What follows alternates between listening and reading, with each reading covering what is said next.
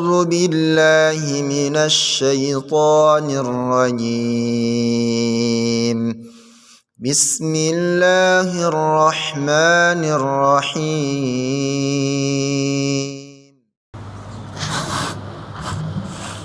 Assalamualaikum warahmatullahi wabarakatuh.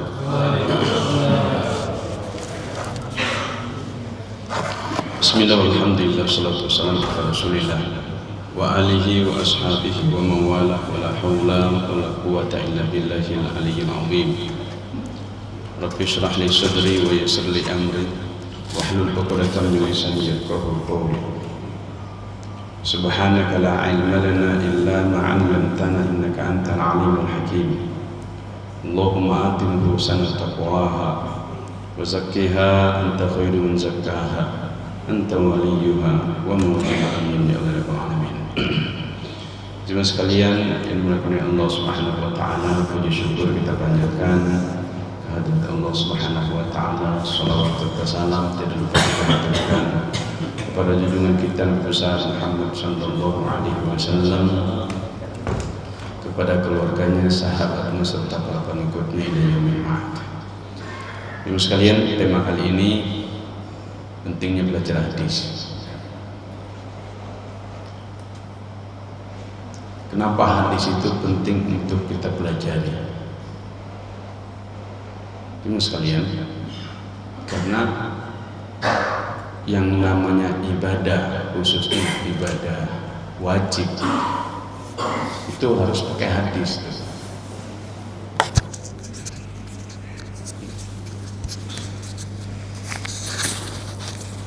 Harus ada hadisnya atau memakai hadis. Makanya Nabi Shallallahu Alaihi Wasallam diutus untuk sebagai contoh dalam segala hal. Misalnya saja kita sholat, taunya sholat subuh 2 rakaat, bacanya apa? Itu pasti dari hadis.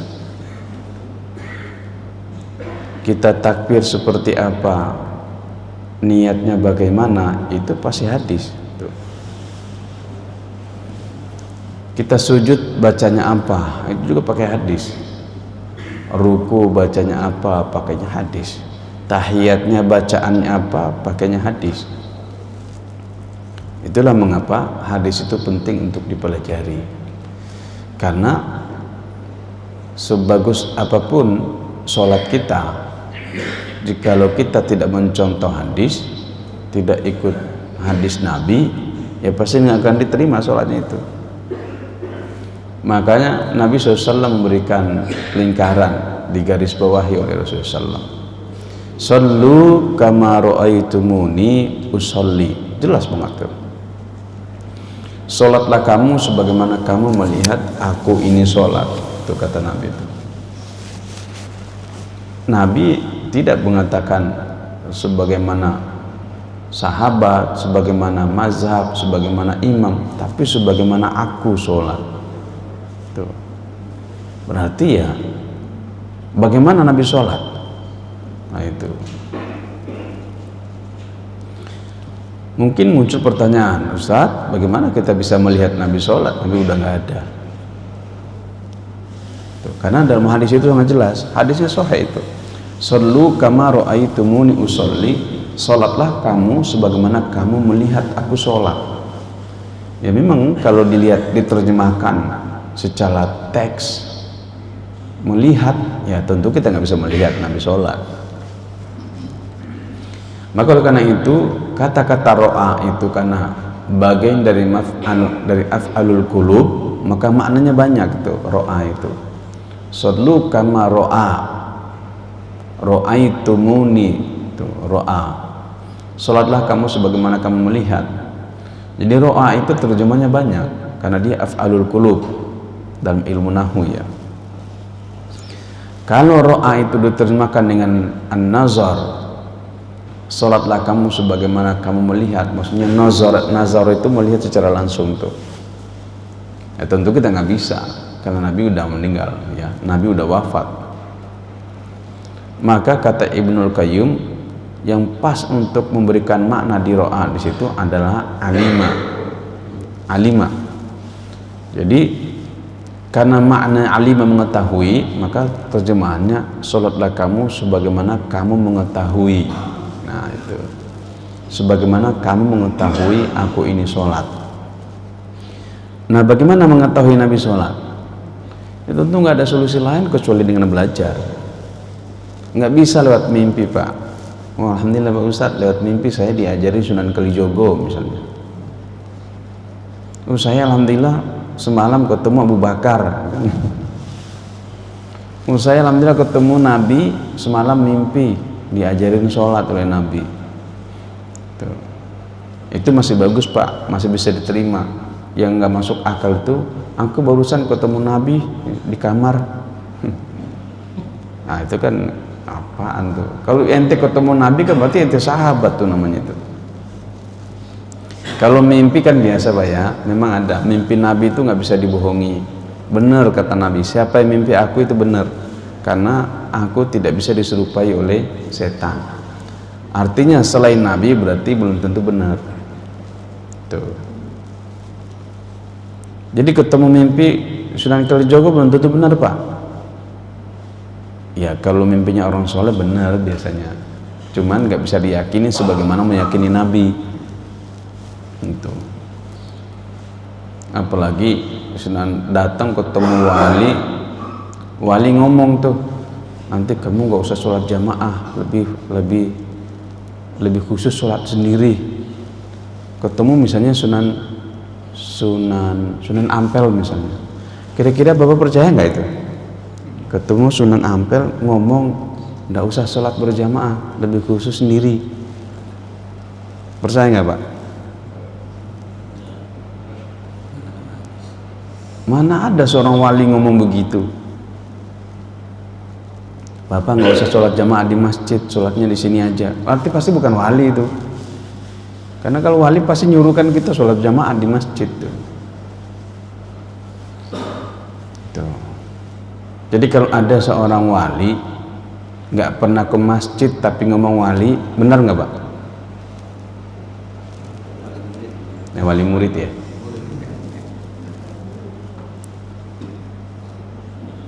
Yang jadi anehnya Pak, coba ya sebelum saya masuk nih, jamaah sekalian, Bapak Ibu, percaya nggak bahwa orang yang rajin ke masjid itu sholat itu doanya pasti mustajab? Percaya nggak? Wah ini nggak ada ngomong nih, berarti nggak percaya. Saya ulangi, percaya nggak bahwa orang yang rajin ke masjid, sholatnya berjamaah, doanya pasti mustajab? Yakin ya ini? Ya orang rajin ke masjid aja nggak yakin, apalagi kan di hadis Nabi gini, ud'ullaha wa antum muqinuna lil ijabah. Kamu kalau berdoa, kamu harus yakin bahwa doamu pasti mustajab. Iya harus yakin. Nah kalau kamu sendiri nggak yakin loh gitu. Nah maksud saya begini, di masjid ini teman kita malaikat Pak, bukan setan kan ya? Karena di sini tempatnya para malaikat, orang-orang terhormat, orang-orang mulia, orang yang selalu bermunajat kepada Allah. Nio ya. Oke. Tapi kita sering lihat nggak, atau ada nggak orang yang masih percaya yang nggak pernah ke masjid, tapi dia dibuat kayak kiai semacam dukun. Kita datang ke dia minta doa. Saya ulang Pak, ada dukun, ada kiai ya, jarang ke masjid. Karena sekarang kiai banyak Pak, jarang ke masjid. Dibilang wali tapi nggak pernah ke masjid. Dukun juga disebut. Tapi kita datang ke dia minta doa. Ada nggak Pak? Banyak ya? Saya itu jadi heran deh. Orang nggak pernah ke masjid tapi disebut wali, doanya mustajab. Kita datang ke dia minta doa. Nah orang yang rajin ke masjid nggak percaya bahwa doanya lebih mustajab. Itu loh maksudnya tadi. rajin ke masjid tapi lebih percaya doa yang mustajab yang nggak pernah ke masjid? Ada nggak Pak? Banyak ya, minta doa supaya pangkatnya naik gitu, jabatannya naik, mbah minta doa, tapi mbahnya nggak pernah ke masjid.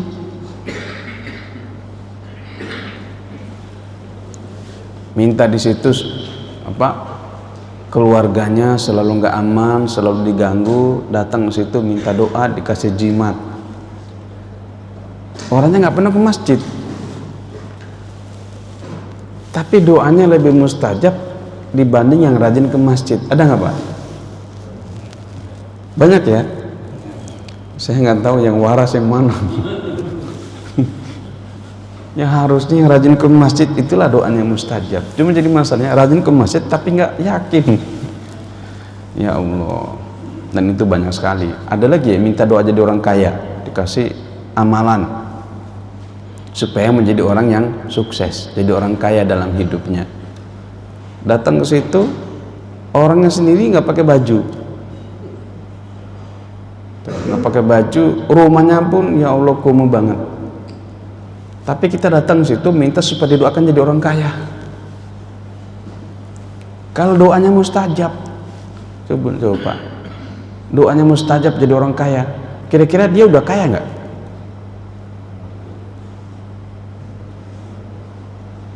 Ya Pak, dia udah kaya nggak ya? Mas, aku ini punya amalan jadi orang kaya. Lihat aja di belakang saya, rumah saya seabrak, mobil seabrak. Banyak sekali. Saya udah bangun di mana-mana masjid. Ini amalannya jadi orang kaya. Percaya nggak Pak? Nah, percaya itu. Ini dia hanya minta amplop dari situ. Pak, supaya jadi orang kaya apa amalan? Oh ini berapa Pak? 1 juta. Ya kita percaya aja lagi. Makanya kata Nabi, siapa yang datang ke dukun dan percaya apa kata dukun, maka lam tuqbal sholatuhu arba'ina yawman, tidak bisa diterima sholatnya selama 40 hari. Baik teman sekalian, itulah maksud saya pentingnya belajar hadis ya, supaya kita tahu walaupun itu memang bukan ibadah mahdho ya. Jadi orang mau sholat pakai hadis, orang haji pakai hadis, apalagi puasa bagaimana contoh Nabi, zakat bagaimana Nabi mencontohkan. Semuanya yang sifatnya ibadah itu ada contoh dari Nabi. Makanya kata Nabi, idza kana syai'un min amri dunyakum fa antum a'lamu bih. Jikalau itu urusan dunia, kamu lebih tahu Mas. Ente lebih tahu lah, silahkan cari. Tapi kata Nabi, idza kana syai'un min amri dinikum fa ilayya. Kalau itu urusan agama, please kembalikan padaku. Lihat bagaimana aku melakukannya. Itu ya. Baik.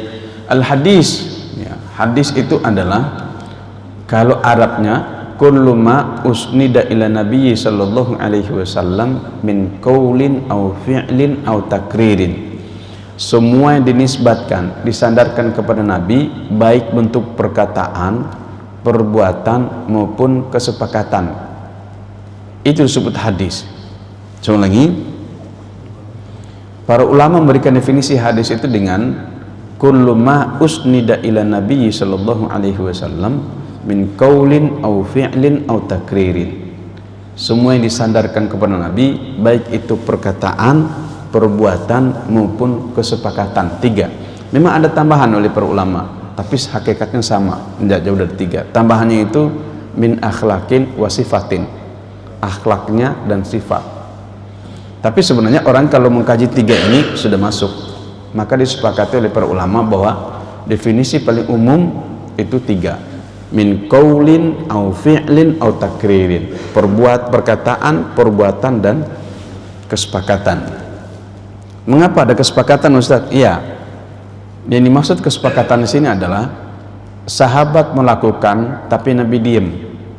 Nah, diamnya Nabi, sukutun Nabi sallallahu alaihi wasallam dalilun lana. Jadi diamnya Nabi itu adalah dalil buat kita Pak.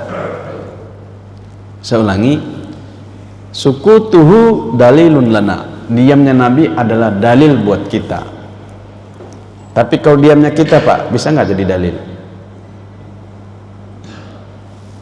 Saya ulangi Pak, diamnya kita jadi dalil nggak? Nggak jelas kan kalau kita. Kamu gimana? Aku diam aja lah. Atau misalnya kamu milih nggak? Milih. Kamu enggak. Kalau kamu nggak jelas. Nah, diamnya Nabi adalah dalil buat kita. Kenapa? Karena Nabi itu diutus untuk memberitahukan kalau salah salah, kalau benar benar. Jadi kalau dia diem berarti tandanya setuju. Karena Nabi tidak mungkin mendiamkan maksiat, gitu loh Pak. Nabi itu tidak mungkin mendiamkan perbuatan dosa. Itu dulu Pak, kita pahami. Kalau kita ada yang judi, diam nggak Pak? Kita lewat nih, tapi lagi judi. Berani nggak ketemu? Nggak boleh, haram itu. Berani nggak Pak? Pasti nggak berani kan? Kalau Nabi datang kasih tahu, Mas, ini nggak boleh, ini hukumnya haram. Dikasih tahu oleh Nabi. Makanya banyak dalil-dalil di situ pelarangan bagaimana Nabi melarang kemungkaran. Itu Nabi Pak. Kalau Nabi seperti itu orang takut. Lihat orang maksiat, nggak boleh maksiat itu. Nabi orang langsung takut. Kalau kita gimana Pak? Wah. Siapa lu? Tuh. Ada orang diam, azan lagi bunyi, orang lagi diam, tidak mau ke masjid, dipanggil, ayo ke masjid. Orang nurut Pak. Coba kita gimana Pak? Belum tentu Pak, orang nurut Pak. Tuh. Nabi melihat orang tidak ke masjid, bahkan ada satu hadis, aku pengen, kata Nabi, menyuruh orang untuk imam, supaya saya bisa ngecek siapa-siapa yang tidak ke masjid. Saya cek ke rumahnya satu-satu. Kalau nggak ke masjid, biar saya bakar tuh rumahnya. Coba Pak. Pernah dengar nggak di sini? Ya sering nanti.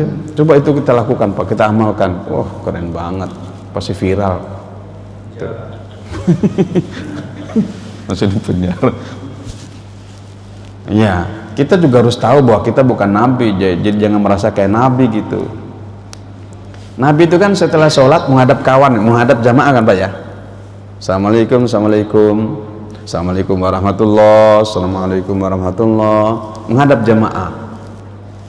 Itu kan tujuannya apa? Menghadap jamaah untuk ngabsen sahabat, siapa-siapa yang nggak datang nih. Dan Nabi bisa lakukan itu. Siapa yang nggak datang? Tuh. Coba ada imam begitu Pak, keren nggak Pak? Assalamualaikum. Yang datang siapa nih? Nah itu kan jamaahnya, apalah imam yang nggak ada kerjaannya. Rese amat gitu. Terserah gua lah gitu. Bahkan ada jamaah yang ngomong, aku masih mau ke masjid aja, alhamdulillah nih gitu. Jadi ada terkadang jamaah itu gitu. Baik, ya min qaulin au fi'lin au takririn. Ya, kita mulai qaul. Jadi qauliyah itu namanya Nabi bersabda. Kedudukan hukum itu sama Pak, hampir sama. Qaulan, fi'lan, takririan sama kedudukannya. Walaupun memang ada sebagian dari kawan-kawan kita mengatakan bahwa yang lebih utama adalah qaulan. Ya enggak juga. Yang lebih utama misalnya dalam beberapa hadis sebutkan ini tidak rojih. Nah ini mungkin sering dengar Pak ya. Kata-kata tidak rojih itu bukan kata Nabi, kata para ulama. Karena segitu banyaknya hadis yang membahas ini, maka disebut tidak rojih gitu loh. Misalnya 10 hadis yang ngomong tentang suatu jumlahnya 10, yang tidak yang ngomong sebelah ini 1 hadisnya, tentu lebih rojih yang 10. Itu menurut definisi para ulama ya, bukan Nabi yang ngomong begitu. Kaedahnya begini jemaah sekalian, kaedahnya tidak bisa ya, kerojihan suatu hadis menurunkan kredibilitas hadis hasan gitu. Karena hadis itu yang terkenal 3, sahih, hasan, dhaif. Tidak bisa kerojihan suatu hadis menurunkan kredibilitas hadis hasan. Walaupun dia hasan, tetap hadis namanya. Saya ulang ya, walaupun dia itu hasan, dia tetap hadis namanya, boleh jadi dalil. Nah ini banyak contoh, ini banyak sekali contoh-contohnya ya. Misalnya soft, nah soft sholat ini, kan soft sholat itu banyak sekali hadis yang membahas tentang itu. Misalnya satu hadis, man wasala soffan wasalahullah, man qata'a soffan qata'ahullah. Barang siapa menyambung soft, maka Allah akan menyambungnya. Siapa memutus soft, Allah memutusnya. Satu lagi hadis, al mankib bil mankib, al ka'b bil ka'b, pundak dengan pundak dan kaki dengan kaki. Itu banyak sekali hadis-hadis. Jadi kalau tidak rapat dianggap tidak jamaah. Nah, ini itu banyak sekali. Makanya merapatkan shaf hukumnya wajib. Itu pendapat. Ternyata ada satu hadis yang diriwayatkan oleh Imam Bukhari mengatakan bahwa merapatkan shaf min husnis sholat. Merapatkan shaf itu bagian kesempurnaan sholat. Tapi shaf, merapatkan shaf ya, bukan rukun sholat. Ini harus bisa dibedakan. Merapatkan bukan rukun, bahkan bukan syarat, tapi min husnis sholat. Satu hadis ini udah bisa membatalkan yang lainnya. Itu maksudnya. Makanya Imam Syafi'i mengatakan, kalau ada orang imam di dalam, terus ada jamaah di luar ngikut sini, katanya itu sudah dianggap berjamaah. Sudah dianggap berjamaah. Ya, jamaah itu namanya, jamaah itu kan harusnya kumpul, Pak. Ini kan jamaah enggak? Ini kan jamaah, namanya jamaah itu kumpul. Kumpul itu bisa beda-beda, Pak. Kumpul itu di sini 3, di sini 4, di sini 5. Tetap kumpul namanya jamaah. Hanya kata Nabi, mengapa shaf itu harus dirapatkan? Agar supaya setan gak masuk. Itu maksudnya. La tatruku furujati syaitin, jangan tinggalkan space, tempat buat setan, karena sholat itu mendatangkan setan, Pak. Dengarkan hadisnya kan, kalau azan setan lari, ada kan hadisnya? Bahkan sampai terkentut-kentut itu setan, disebutkan nama hadis. Tapi kalau qomat, datang lagi, diganggu kita tuh. Kita diganggu, gak khusyuk. Makanya di situ diganggu. Itulah mengapa Nabi kalau jadi imam, kalau sholat itu pertama kali dibaca apa, Pak? Ta'awuz minasyaitonir rajim. Karena sholat itu, setan itu datang mengganggu kita kalau sholat itu. Makanya kata Nabi, jangan tinggalkan tempat buat setan. Jadi kalau ada ngomong, nggak apa-apa lah Pak Ustadz, setan datang ikut sholat, ya kan nggak benar. Mana ada setan sholat? Jangan tinggalkan itu. Itu maksudnya. Bukan berarti dengan tidak menyambung disebut tidak jamaah, bukan begitu. Sudah berjamaah, cuma kata Nabi jangan tinggalkan tempat buat setan masuk mengganggu Anda. Karena sholat itu gampang sekali diganggu oleh setan. Tuh. Bahkan Ustadz saya waktu mengajar hadis disebutkan, jika kamu lupa sesuatu, sholat 2 rakaat. Nyari barang nggak ketemu, sholat 2 rakaat. Rakaat pertama muncul itu, di sini barangnya. Muncul biasanya. Ya. Jadi sekali lagi, tidak bisa kerojihan suatu hadis menurunkan kredibilitas hadis hasan. Walaupun dia hasan, tetap hadis namanya, boleh diamalkan. Nah, oke. Saya mulai dari hadis qauliyah. Ini hadis qauliyah. Hadis ini riwayat Imam Al-Bukhari. Nabi bersabda. Kalau Nabi bersabda namanya hadis qauliyah. Apa kata Nabi? Uritun naro. Ani bin Abbas qala Qala Nabi sallallahu alaihi wasallam, ini contoh hadis qauliyah. Dari sekian banyak hadis saya ambil contoh yang ini. Tuh. Nabi sallallahu alaihi wasallam bersabda, itu. Berarti kalau Nabi bersabda namanya hadis qauliyah. Apa sabda Nabi? Uritun naro, aku diperlihatkan neraka. Iya, Pak. Kenapa Nabi diperlihatkan neraka? Karena neraka termasuk goib, Pak. Surga itu termasuk goib. Makanya bahasanya aku diperlihatkan. Beda kan, Pak ya? Jin itu goib enggak? Goib, Pak. Apakah Nabi bisa melihat jin?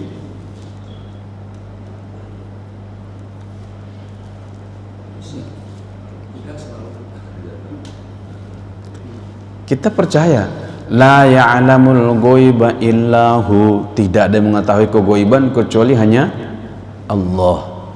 Nah, kita sudah tahu mana yang goib-goib itu. Termasuk jin kan, goib enggak? Goib. Apakah Nabi bisa melihat jin? Enggak, Pak. Nabi enggak melihat jin karena jin termasuk goib. Tapi jinlah yang menampakkan diri. Itu bedanya, Pak. Jin itu menampakkan dirinya kepada Nabi sehingga Nabi melihat. Makanya turunlah surat jin dalam rangka ya pengetahuan dan juga larangan kepada bangsa jin. Ente jangan ganggu manusia. Makanya kalau ada jin yang bisa masuk dalam jasad manusia, udah pasti dia bukan muslim. Karena kalau jin yang beriman gak mungkin masuk dalam jasad manusia, kan turunnya surat jin untuk melarang itu. Jadi kalau masuk dalam jasad manusia namanya mengganggu, berarti jin kafir itu. Tuh. Yang jadi pertanyaannya, kenapa jin bisa masuk dalam jasad manusia? Ini jangan jadi pertanyaan tuh. Kalau dia teriak, ya wajar karena jin itu kan dari api, manusia dari tanah. Jin masuk ke dalam jasad manusia, ya pasti kepanasan, Pak. Makanya teriak. Jadi pertanyaannya, mengapa jin bisa masuk ke dalam jasad ente? Itu jadi pertanyaan itu. Tuh. Bahkan jadi anehnya, banyak bisa melihat jin. Oh, Nabi aja nggak bisa melihat jin kok. Kok ada orang bisa melihat jin? Ini kan jadi aneh, Pak. Dan kita percaya lagi. Tuh, jin. Bahkan bisa memerintah jin. Nggak pernah sholat tapi bisa melihat jin. Saya kasih contoh aja jamaah sekalian. Kalau seandainya Bapak Ibu jamaah sekalian bisa melihat jin, kira-kira mukjizat nggak? Karomah nggak? Kita kan suka aneh-aneh, Pak. Ada orang bisa melihat jin, oh ini wali ini. Orang yang nggak pernah ke masjid disebut wali, bisa melihat jin, masya Allah ini wali ini. Kira-kira benar nggak, Pak itu? Ada orang bisa melihat jin disebut wali.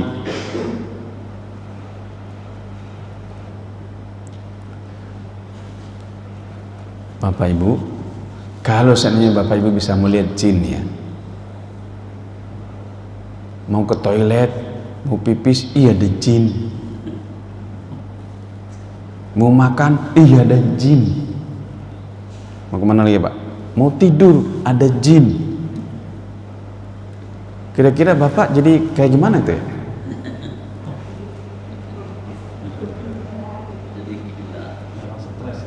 Orang stres pasti. Bapak pasti berteriak karena ketakutan. Kenapa kita takut? Karena jin itu makhluk yang buruk rupa. Jadi kalau kita bisa melihat jin, kira-kira mukjizat bukan itu?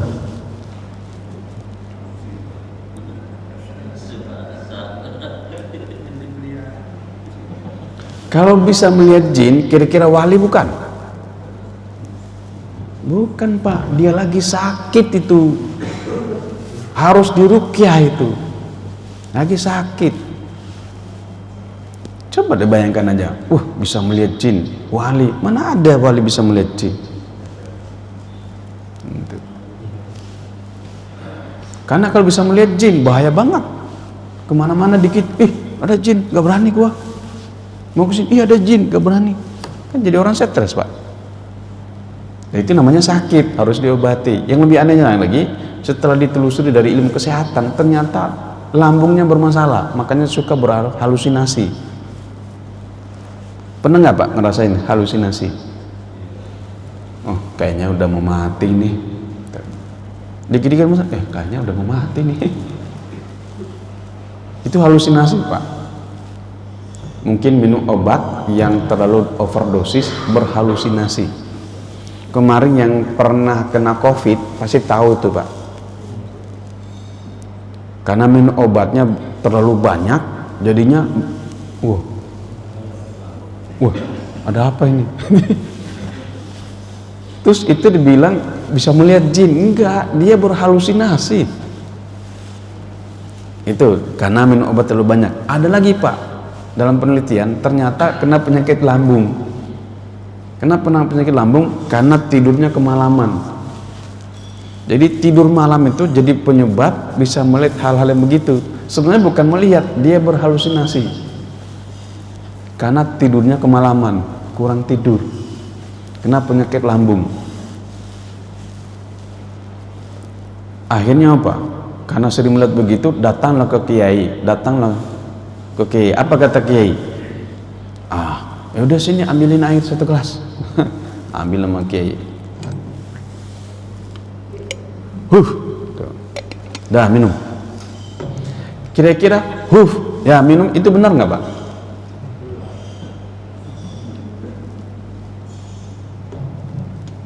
Kan kata Nabi tidak boleh meniup makanan, tidak boleh meniup minuman. Ada kiai datang, benar nggak, Pak? Kalau kiai paham itu hadis, nggak akan berani niup-niup gitu, Pak. Tapi jadi masalahnya bukan cuman ada gitu. Ada dikit nih, orang yang belum kena penyakit apa kita nggak tahu kan. Ini jadi masalahnya pas diminum sembuh. Ini jadi masalah itu. Pak Ustadz bener, tapi pas diminum sembuh penyakitnya. Akhirnya kan mana, Pak? Bapak mengetahui, jamaah sekalian tahu bahwa meniup itu nggak boleh. Kan dari kesehatan kan nggak boleh. Meniup makanan nggak boleh. Bernapas di bejana nggak boleh. Yang kita minum ya nggak boleh. Tapi itu pengetahuan dalam hadis. Cuman mata melihat kejadian berbeda. Pas ditiup oleh kiai, bahkan ada ludahnya dikit gitu, diminum sembuh. Kira-kira mana yang lebih dipercaya, Pak? Itulah namanya ainul yakin. Keyakinan bisa mengalahkan pengetahuan di situ, Pak. Benar, Pak Ustadz, tapi kenyataannya ini kejadiannya begini nih. Itu namanya ainul yakin. Ain dia lihat, dia yakini. Keyakinannya mengalahkan pengetahuannya. Itu ya. Itu salah satu contoh. Uritun naro, kita kembali. Uritun naro, aku diperlihatkan neraka. Fa'idha aktsaru ahliha an-nisa. Ternyata paling banyak penghuninya adalah kaum wanita. Ini hadis nih, Bu. Ya, hadis. Kila ayakfurna billah. Para sahabat bertanya, ya Rasulullah, mereka lebih banyak jadi penghuni neraka karena apa? Karena mereka kafir. Oh enggak, bukan begitu. Mereka enggak kafir. Bukan karena kafir mereka masuk neraka paling banyak. Tapi yakfurnal asyid wa yakfurnal ihsan. Mereka tidak mau berterima kasih sama suaminya. Ini Pak ya, Bu ya. Kenapa mereka paling banyak jadi penghuni neraka? Karena yakfurnal asyir wa yakfurnal ihsan. Mereka mengingkari pemberian suaminya alias enggak mau berterima kasih kepada suaminya. Benar enggak, Bu? Jarang, Bu, berterima kasih. Makasih ya Pak, ya Allah. Jarang ya, Pak, benar enggak? Bapak ngasih sesuatu nih sama istri, Sering nggak diucapin makasih ya Pak? Jarang ya? Jarang sekali ketemu. Tapi kalau suami tetangga, wah, ya makasih Pak, gitu. Itu kalau suaminya tetangga, masya Allah. Sama juga bapak sama aja, gitu. Kalau istrinya tetangga, makasih ya Bu, ya Allah, gitu. Dengan suara dari batin itu keluar. Kalau suara dari batin gimana sih? Ya Allah, makasih, gitu. Itu suara batin menunjukkan betapa senangnya. Tapi sama istri sendiri nggak pernah ngomong begitu. Mana mah? Masuk ke rumah, kalau rumahnya tetangga gimana Pak? Assalamualaikum Pak. Gitu. Istri sendiri gimana Pak? Assalamualaikum. Gitu. Padahal kita ini disuruh yang pertama kali sama istri Pak. Begitu pula istri disuruh yang pertama kali sama suaminya. Gitu. Giliran suami tetangga baik sekali, sopan, selalu senyum. Ih, suami sendiri, oh, mana ada senyumnya. Kemana Pak? Sini lu. Nah, gitu. Kamu nih dikasih tahu nggak mau denger. Gitu. Tuh. Makanya kita sering dengar Nabi memanggil ya Humairah, gitu Pak. Siapa itu Pak? Siti Aisyah, panggilannya ya Humairah, wahai yang pipinya kemerah-merahan. Kita gimana Pak manggil istri?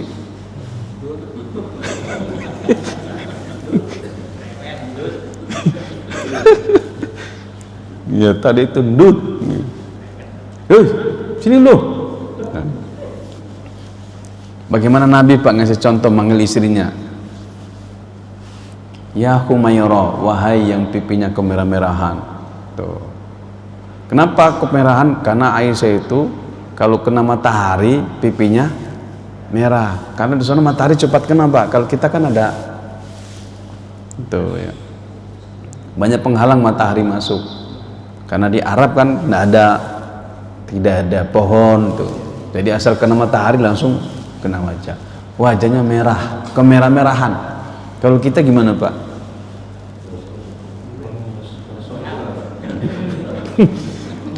Saking pakainya wardanya ketebalan tuh, kena matahari jadi gosong.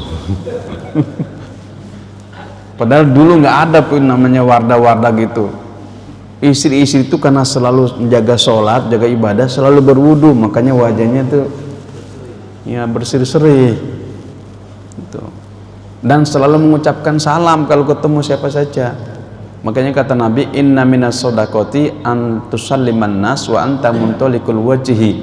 Bagian daripada sodakoh, kata Nabi, kamu mengucapkan salam dalam keadaan wajahmu sembringah. Mengucapkan salam tapi wajahnya tersenyum. Ada nggak Pak salam tapi wajah nggak senyum? Ya ada aja ya. Namanya orang lagi kesel ya. Assalamualaikum. Wajahnya nggak senyum. Itu berarti menyimpan sesuatu. Kata Nabi, jikalau orang itu menyimpan sesuatu terhadap kamu, maka Allah akan munculkan di dua hal. Tuh kata Nabi Pak. Jikalau orang itu menyimpan sesuatu tentang kamu, Allah akan munculkan di dua. Munculkan di wajahnya dan munculkan di mulutnya. Kalau dia senang gimana Pak wajahnya? Senang kan Pak? Tapi kalau Bapak ketemu orang itu nggak senyum gimana Pak? Kan curiga kita tuh. Waduh, ada apa ini? Curiga. Dimunculkan di wajah. Makanya benarlah kalau disebut wajahmu adalah cerminan hatimu. Benar itu dah. Walaupun ada juga orang yang memang wajahnya asem ya, asal ketemu asem. Ya ada juga enggak gitu. Ini orang kok nggak pernah senyum gitu ya. Ya ada. Tuh. Ada orang nggak pernah senyum tapi sebenarnya orangnya bagus, kelihatan tuh. Dari hadis itu pula kita tahu bahwa kita jangan pernah menyimpan sesuatu di batin kita tentang orang. Orang itu pasti tahu. Apa ya? Kita jangan menyimpan sesuatu hal yang buruk tentang tetangga kita. Tetangga pasti tahu. Kenapa? Karena di situ Nabi udah kasih tahu Allah pasti munculkan di wajahnya sama mulutnya. Nggak ngomong di depan ente, tapi ngomong sama orang. Itulah maksudnya. Tuh. Iya si itu, parah bener. Nggak ngomong ente, tapi sama tetangga dia ngomong sama orang ketemu. Kenapa Pak? Iya itu, gue bener dah. Sialan bener, udah muncul semua itu.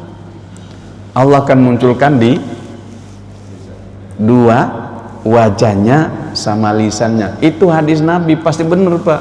Dan kita kalau menyimpan sesuatu kepada orang kan nggak mungkin kita buat diri kita Pak.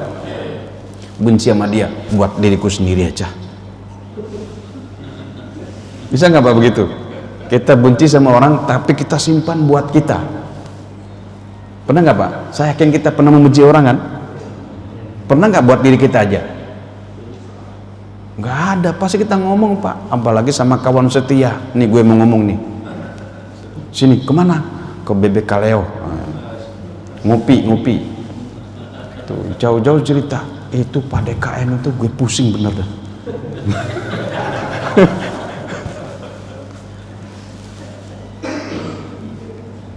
Gue ini jenuh banget. Udah ceritalah panjang ujungnya tuh. Jadi enggak itu, makanya itu susah Pak. Oleh karena itu jangan pernah menyimpan kebencian terhadap orang lain. Tuh, jangan ada kebencian.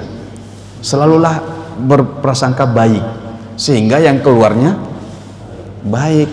Tuh. Tapi ya susah juga ya Pak ya. Namanya juga manusia ya. Susah lah Pak Ustadz, kita kan manusia bukan malaikat yang selalu baik mulu.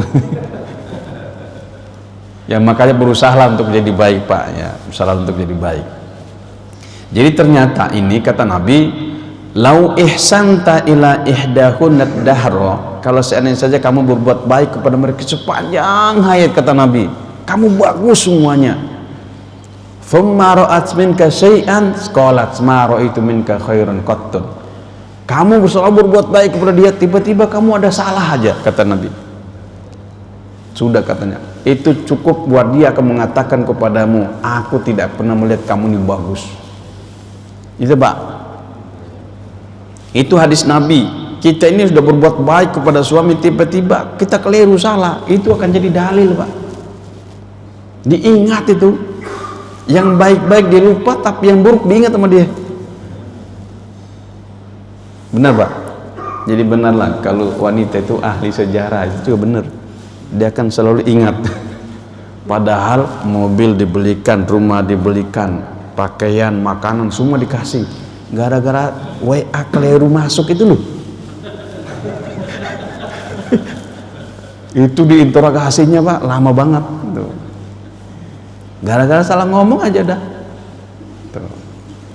Jadi Pak kalau itu terjadi, Bapak ingat hadis ini. Jadi kalau ingat hadis ini, oh ya udah sesuai dengan hadis Nabi. Jadi Bapak legowo juga nerima itu.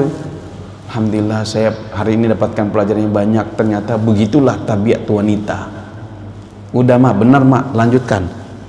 Tuh, kan hadis Nabi udah ngomong kayak gitu, saya denger. Jadi jangan dilawan Pak. Ujungnya panjang. Udah ngalah aja, ikut hadis Nabi. Oh iya. Iya. Bener, satu salah doang ya Allah tuh akan selalu diingat dan jadi senjata buat dia untuk mengalahkan kita. Jadi wajarlah kalau laki-laki itu ada yang takut sama istrinya karena dia satu salah itu bisa mengalahkan semua kebaikan. Ingat hadis Nabi, benar Pak. Tuh. Ya kalau ini tahu paham, makanya insya Allah nanti ketemu istri ada salah, dan biasa aja Pak, logo menerima karena itu hadis Nabi. Nah ini Pak pelajarannya menarik nih. Itu saya ulangi, dengan ketemu hadis begini satu saja kita salah akan menjadi senjata buat mereka. Udah ingat hadis ini dah. Jangan Bapak lawan, makin panjang urusannya Pak, mendingan ngalah. Bapak nggak usah ngomong, itu mobil aku belikan kamu 5, rumah hotel saya beli, masa satu salah aja kamu gini? Udah Pak ingat hadis Nabi, jangan dilawan. Ya ngomong terus aja Mak, terus aja, saya denger gitu. Kalau perlu buat tidur, Pak. Karena hadis Nabi. Oke, saya lanjutkan hadis fi'liyah. Nah, ini menarik lagi, Pak. Fi'liyah itu perbuatannya Nabi yang dilihat oleh sahabat meriwayatkan, itu namanya hadis fi'liyah. Apa kata Nabi?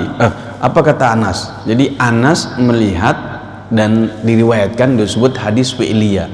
Nabi melakukan dilihat oleh sahabat. Kata Anas, kana Nabi sallallahu alaihi wasallam yaduru ala nisaihi fi sa'atil wahidati minal laili wan nahar wa hunna 11. Katanya dulu, kata Anas, Nabi itu punya istri itu jumlahnya 11 orang dan mendatangi istrinya dalam satu waktu, Pak. 11 orang itu. Wih, keren banget, Pak. Coba Bapak bayangkan, Pak, Bapak cuma satu. Kata Anas, kenapa Anas meriwayatkan semua hadis tentang kehidupan keluarganya Nabi pasti banyak dari Anas bin Malik. Kenapa? Karena Anas itu sahabat yang pernah diangkat menjadi anak oleh Nabi, sehingga dia lihat itu, maka diriwayatkan.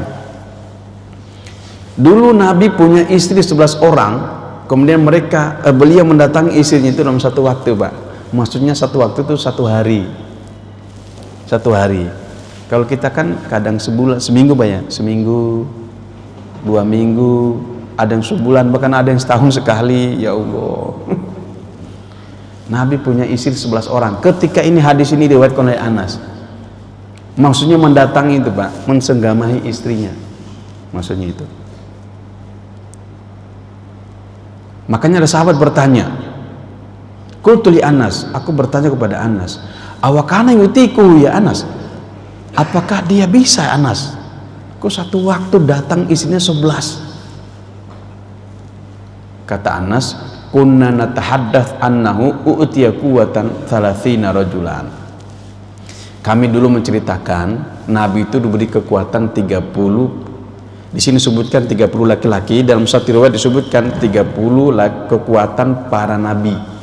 Dalam satu riwayat disebutkan 40 kekuatan para nabi. Hadis ini 30. Berarti jemaah sekalian, Nabi itu diberi kekuatan 40 para nabi. Kemudian dalam satu riwayat disebutkan Nabi diberi kekuatan 40 para nabi diberikan kekuatan 40 orang beriman. Jadi Nabi Muhammad diberi kekuatan 40 para nabi selain Muhammad diberi kekuatan 40 orang beriman. Jadi jemaah sekalian, kalau begitu nih kita total nih, di dalam fisiknya Nabi itu, jika disamakan dengan orang beriman, ada berapa kekuatannya, Pak? 40 dikali 40 berapa, Pak? Wah, kok 160? Matematika dari mana, Pak? Berapa, Pak?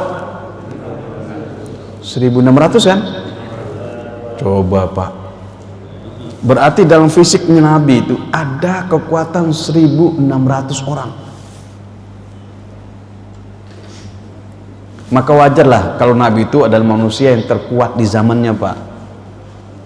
Makanya ketika terjadi pergulatan, kan ada sahabat manggil, Muhammad, aku pengen bergulat sama ente. Apa jawabannya Nabi? Oh ya, oke. Tapi nanti kalau kamu kalah, apa hadiahnya? Katanya, itu onta saya ada 200 ekor sebagai hadiah. Itulah awal mula boleh bertaruh. Hadis ini, Pak, bahwa kita boleh bertaruh. Bertaruh itu di situ. Apa hadiahnya kalau ente kalah? Itu ada onta saya 200 ekor. Kalau kalah saya ambil. Itu apa, Pak? Bertaruh kan? Nah itu. Pas bergulat nggak nyampe 5 menit, Pak, kalah, jatuh orangnya. Setelah jatuh itu Nabi kemudian ngomong gini, aku bisa ngasih lihat kamu sesuatu yang lebih antik, lebih aneh dari ini. Apa itu Rasulullah? Baik. Nabi manggil pohon, pohon sini ente. Pohonnya jalan, Pak. Jalan ke sini. Setelah jalan ke sini, dah balik lagi pohon itu. Itulah awal mula Nabi disebut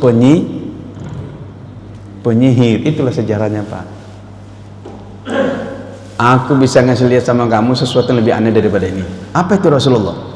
Pohon sini ente, pohonnya dipanggil. Keren banget Pak. Ini kalau kita punya kayak gitu bisa nggak Pak? Waduh, pasti akan jadi orang terkaya sekarang Pak. Karena kemana-mana bawa TikTok. Mangga sini, mangganya datang. Balik sana, balik lagi. Wah, keren banget. Sekarang masih ada Pak di sinetron Pak. Dulu terjadi. Ternyata sahabat ini setelah lihat, dia pulang ke kampungnya, ke kaumnya. Dia sampaikan, saya baru mau lihat katanya. Jadi bukan beriman, malah dia, saya mau lihat penyihir luar biasa, yaitu Muhammad adalah seorang penyihir. Itu awalnya Pak. Dia disebut sebagai penyihir. Nah, disebutkan oleh ulama, dia ini bukan sahabat karena pulangnya bukan jadi beriman. Tapi dia punya anak keturunan, saya lupa nama anaknya. Pas itu datang, Muhammad, bapak saya boleh kalah, tapi saya tetap menantang ente untuk bergulat. Tetap sama. Kalau ente kalah apa hadiahnya? Sama itu. Saya punya 200 ekor boleh ente ambil. Pas bergulat kalah. Nah ini anaknya ini masuk Islam itu Pak. Anaknya ini masuk Islam. Itulah Nabi diajak oleh orang bergulat, manusia yang terkuat. Ya wajar Pak. Bayangkan 1600. Sekali ditonjok gimana Pak? Ya bisa mati langsung.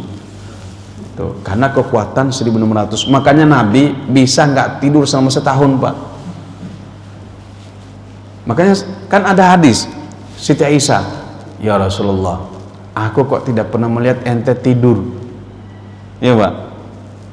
Apa kata Nabi? Ya Aisyah, mataku terpejam tapi hatiku tidak.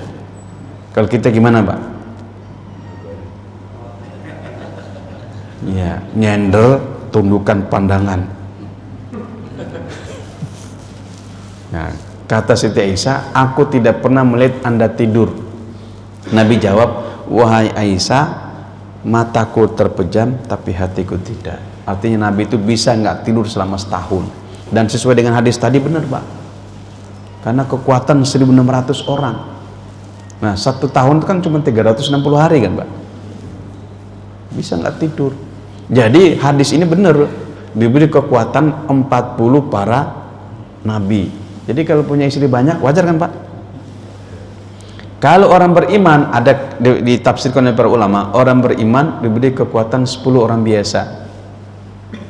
Itu jikalau dia beriman Pak. Nah kita sekarang kenapa Pak nggak kuat? Apa masalahnya? Tuh, harus pakai obat kan Pak? Pakai obat supaya strong. Nggak perlu, cukup jaga sholat, jaga zikir. Insya Allah akan menjadi orang yang strong. Nah kenapa kita nggak strong Pak? Banyak maksiatnya. Itu maksiat itu kan banyak. Ada maksiat mata, maksiat fisik, maksiat mulut, macam-macam lah. Di zaman sahabat kan mereka sholat, baca Quran. Jangan ditanya kalau mereka sholat Pak. Hatam Quran. Oh kalau kita imam baca Yasin yang seteroka apa? Udah batuknya banyak sekali. Tuh, imam harus pinter-pinter. Kalau ada makmum batuknya banyak itu jangan panjang-panjang maksudnya. Ini semua satu sop batuk, dia lanjut aja Yasin. Ini imam nggak cerdas ini. Nggak biasanya kok hari ini banyak batuknya. Ya dia aja introspeksi diri, masa baca Yasin, sholat subuh lagi. Besok kali ini gua jadi datang sholat di sini. Apa? Imam lebay banget, sudah suaranya nggak enak kedengarannya, baca Yasin pula. Ya kita pinter-pinter aja lah. Makanya Nabi menyebut, kalau kamu sholat berjamaah, ringankan sholatmu, kata Nabi. Jangan panjang-panjang bacanya. Kenapa? Karena makmum itu banyak urusannya. Tuh. Kecuali Pak ya, kecuali kita mau ke Mekah Pak, dari sini ke Madinah, mau 1 juz Pak, kita nyaman nggak Pak? Oh nyaman, karena nggak ada pikirannya kecuali ibadah. Yang dari rumah tetangga ke sini Pak, pikirannya banyak. ini nanti jam sekian mau goes. Ini pengajiannya kelamaan, gue mau goes lagi nih. Oke, ya. Siap, bener tuh dah. Ya. Baik. Jemaah sekalian. Ya. Oke, silakan Pak. Waalaikumsalam warahmatullahi wabarakatuh. Pemahaman tentang hadis itu mungkin memang perlu. Ada hadis Nabi yang tidak halal sebagai muslim mendiamkan saudaranya. Oh iya. Dalam lebih dari 3 hari. Nah, pertanyaan saya itu yang tidak halal itu ancaman hukuman dari Allah sebesar berapa atau tidak masuk surga atau itu aja. Iya. Dalam hadis la yahillu lil muslimin ayyahjura akhahu fawqa thalath. Tidak halal bagi seorang muslim mendiamkan saudaranya melebihi 3 hari. Cara memahaminya begini, Pak. 3 hari itu, mengapa Nabi ngasih 3 hari? Ada 2, ada banyak tafsir, tapi tafsir yang paling tepat begini. Karena jika lebih dari 3 hari, itu kebenciannya bertambah, Pak. Secara psikologis begitu. Kita kan jarang, aku mau jumpa, jangan dulu Pak, ente kan lagi berantem tadi tuh, jangan dulu Pak, orang lagi emosi. Ini justru salah Pak. Makanya Nabi kasih batas 3 hari, kita kan nunggu sampai seminggu Pak. Kenapa kata Nabi jangan melebihi 3 hari? Karena kebenciannya bertambah itu, makin kesel, makin benci dia. Kenapa makin benci? Banyak yang masuk. Siapa yang pertama kali masuk Pak dalam persoalannya itu? Pertama istrinya. Iya Pak, benar itu. Kurang ajar itu Pak. Siapa yang pertama? Provokator itu istri. Kalau suaminya istrinya berantem, pertama kali siapa provokator Pak? Suaminya. Iya mah, tenang aja, sikat aja, bapak di belakang. Coba Pak, ini benar, siapa provokator pertama Pak? Itu. Terus ketemu jalan, ketemu kawan, temannya, gue mau ngomong nih, curhat dia. Benar Pak, bapak jangan, pokoknya Pak, aman Pak. Ada ini, tenang aja Pak, kita di belakang. Jadi bukan menenangkan, justru kena provokator. Makanya kata Nabi, jangan melebihi 3 hari. Karena lebih dari 3 hari udah banyak ketemu orang di situ tuh. Ketemu tetangga, kalau ketemu ustadz, kiai, nasihat kan? Jangan Pak, istighfar. Allah berfirman, Rasul bersabda. Gitu. Ini kalau ketemu siapa Pak? Ketemu kiai, ketemu ustadz. Ustadz yang tidak ini Pak ya. Kan kadang ustadz sama juga itu. Ketemu ustadz, dalil Bapak kalau Bapak kalau ngelawan dalilnya begini Pak. Kedua dalilnya, ini Bapak diperbolehkan bahkan membunuh ini dalil begini ini boleh Pak. Bahkan ustadz yang nggak benar itu Pak. Tuh. Makanya jangan lebih dari 3 hari. Kenapa? Karena makin kebenci.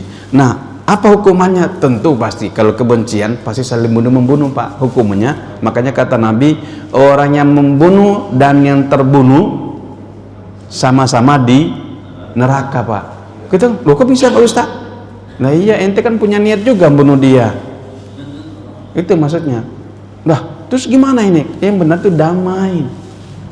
Orang yang membunuh sama yang terbunuh sama-sama di neraka karena sama-sama punya niat saling membunuh. Kenapa di neraka? Itu maksudnya.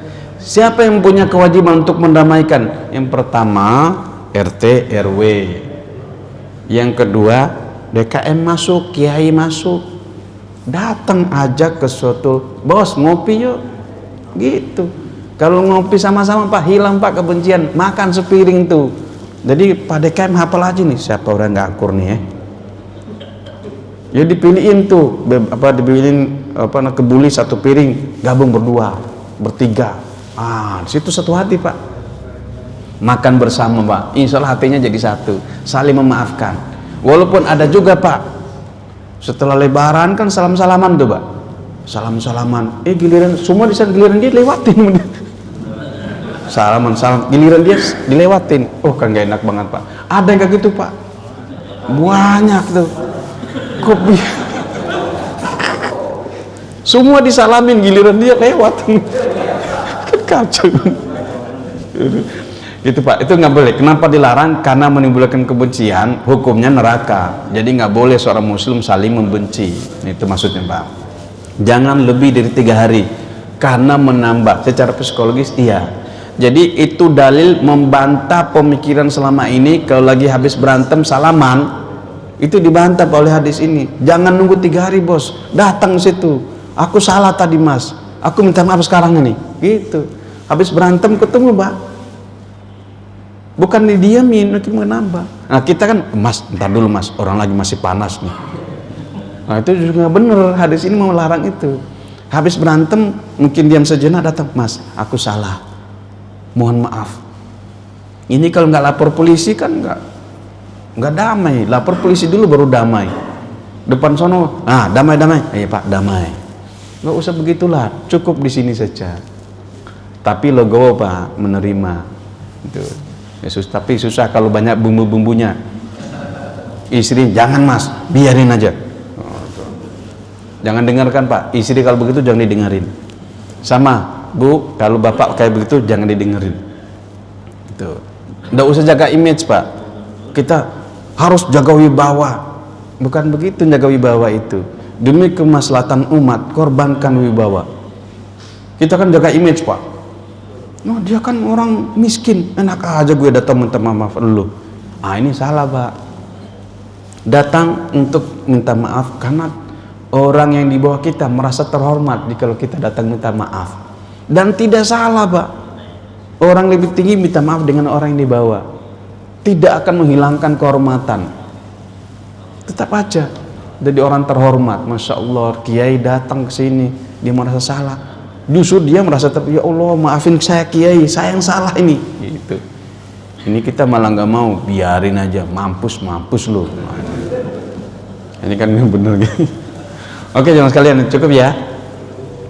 Semoga Allah SWT memberikan paham pada kita, memberikan ilmu, serta memberikan kekuatan untuk mengamalkan dan juga menyampaikan. Ada baiknya dari Allah, mohon dimaafkan semua kekurangannya. Mari kita tutup dengan doa kifaratul masjid. Subhanakallahumma bihamdika, asyhadu an la ilaha illa anta, astaghfiruka wa atubu ilaik. Assalamualaikum warahmatullahi wabarakatuh. Baik, Ustaz, menarik sekali. Karena waktu juga yang disebutkan, insyaallah kita ketemu di bulan 2 bulan berikutnya. Baik, Ustaz, terima kasih atas kajian pada ini dan juga kehadirannya. Terima kasih juga kepada bapak-bapak semuanya. Alhamdulillah, Ustaz sudah kita ini semoga bersahabatan dengan ini dengan kita.